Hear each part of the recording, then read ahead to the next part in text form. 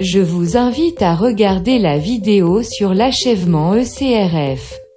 Voir les meilleures pratiques des directives d'achèvement ECRF.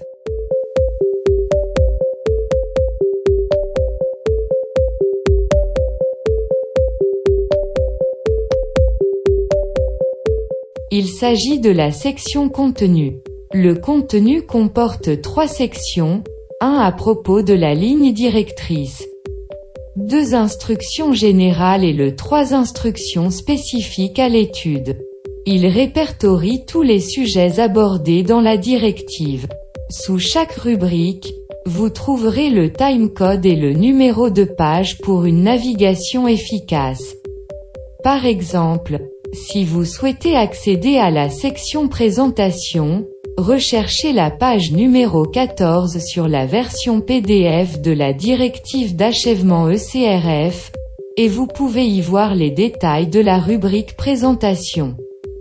Alors que le timecode 01 minutes, 40 secondes est pour la version vidéo de la directive d'achèvement ECRF et il vous amènera à la vidéo où le sujet est expliqué.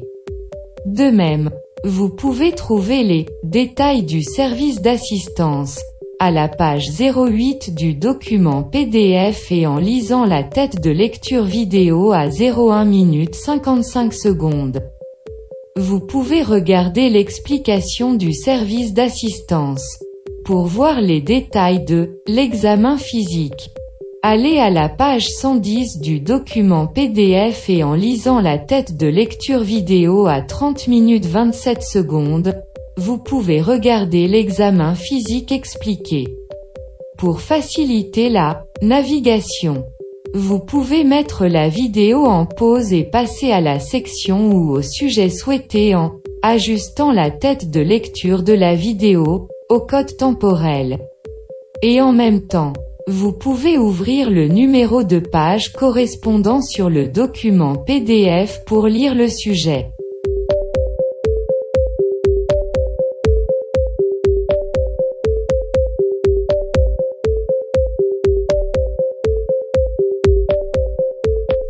Il s'agit de la section approbation des documents. Cette section fournit des métadonnées sur le document, comme la date d'entrée en vigueur du document, la date de révision, le nombre total de pages et d'autres données administratives, qui doivent être vérifiées pour être assuré que vous disposez des informations correctes et à jour. Il est bon de recouper la date d'entrée en vigueur avec le dernier protocole approuvé auquel vous faites référence. Veuillez également vérifier que le document contient les signatures requises et l'approbation. Le suivant est l'historique des versions. L'historique des versions enregistre les brefs détails des modifications apportées au document à ce jour. C'est toujours une bonne pratique de voir que l'historique des versions a une remarque concernant les changements de protocole pertinents. Dans le cas actuel, la version 1.4 est la dernière révision effectuée le 6/10/2022 conformément aux amendements du protocole.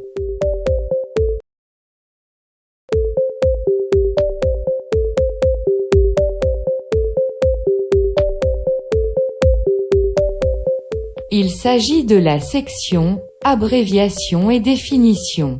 Cette section fournit les formes développées des abréviations couramment utilisées et celles spécifiques à l'étude et au système EDC. Vous pouvez utiliser NA pour non applicable, ND pour non fait et NCS pour non cliniquement significatif. La section des définitions contient des définitions de termes pour vous fournir une clarté et une compréhension adéquate. La définition sur le numéro de site, le numéro de sujet et le numéro de patient donnent une compréhension plus claire et évitent les erreurs évidentes.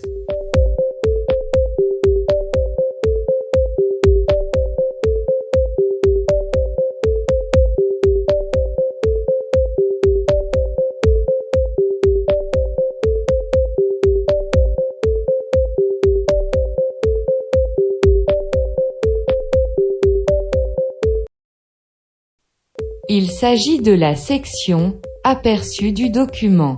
Cette section donne un bref aperçu du document complet. Les sections, les prérequis et le public. Le guide est divisé principalement en deux sections. Une instruction générale et deux instructions spécifiques à l'étude. Les instructions générales sont axées sur la compréhension des éléments du système et de la navigation de l'EDC.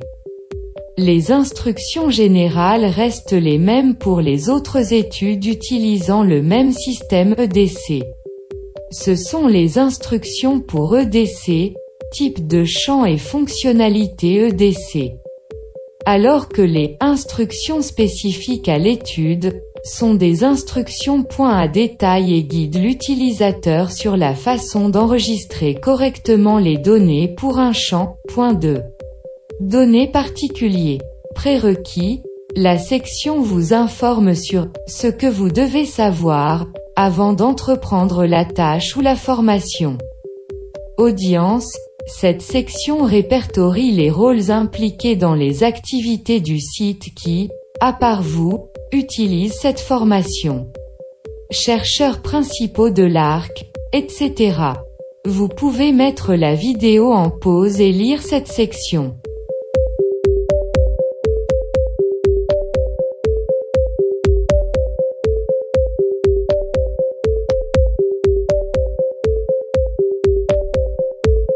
Il s'agit de la section Helpdesk et Support.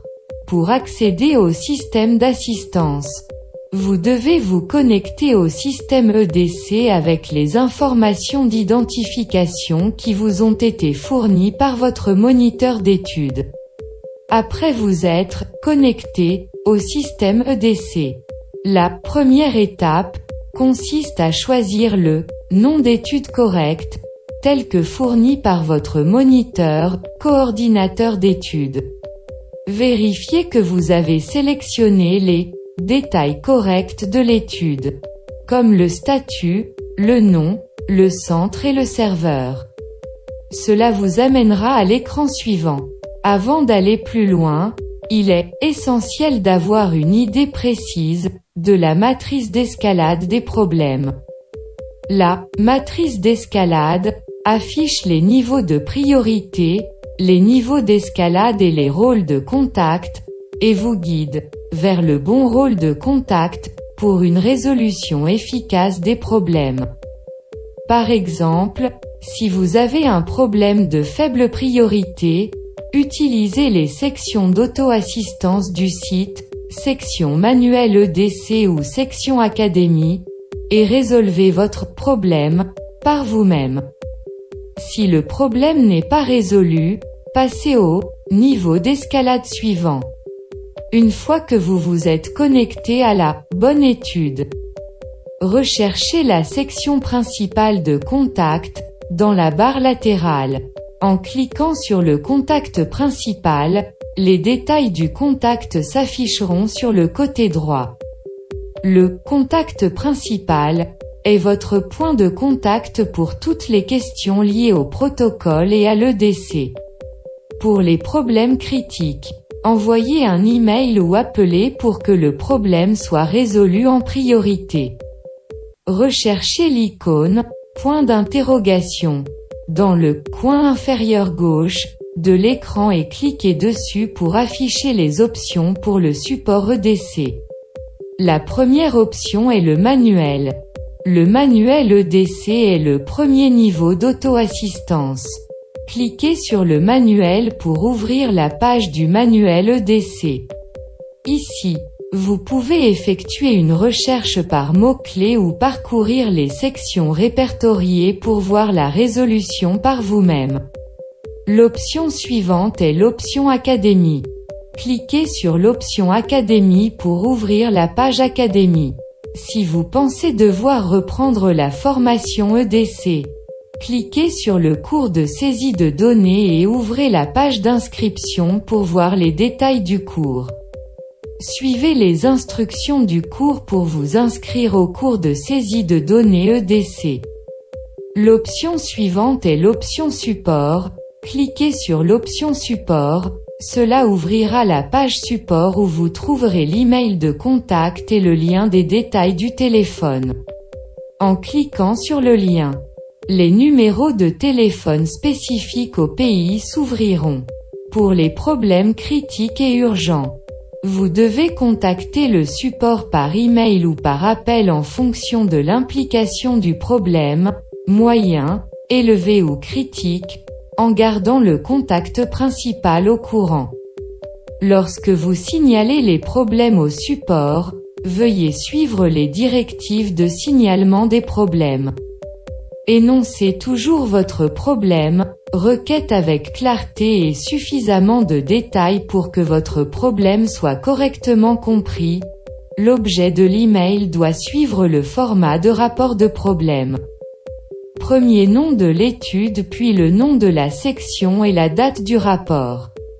Cela aide à acheminer l'email à travers les systèmes d'automatisation des tickets. En outre, cela donnera les détails requis par le personnel d'assistance pour résoudre le problème rapidement. Une matrice d'escalade et un modèle de rapport de problème permettent une gestion efficace et une résolution rapide des problèmes et améliorent l'efficacité du système de support du service d'assistance.